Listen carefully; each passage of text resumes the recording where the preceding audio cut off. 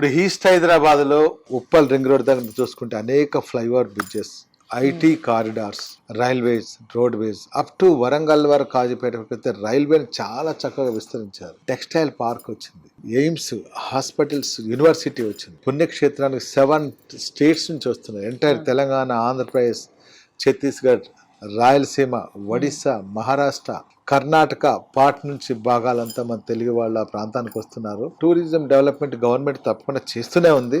మా వంతు కృషిగా ఆ ప్రాంతానికి వచ్చిన వాళ్ళకి safety, security, food, entertainment, residential పర్పస్గా తయారు చేయడం కోసం మేము మా యాదాద్రి పరిసర ప్రాంతాల్లో 3 సెక్టార్ ఏరియాలు తీసుకుంటున్నాం. వంగపల్లి టెంపుల్ దగ్గరలో, అలానే ఆలేరు క్లస్టర్, అలానే ఇంకోటి మోటకొండ సైడ్ అనమాట మా వెంచర్స్ ఉన్నా, మా ఇన్వెంటరీ ఉంది.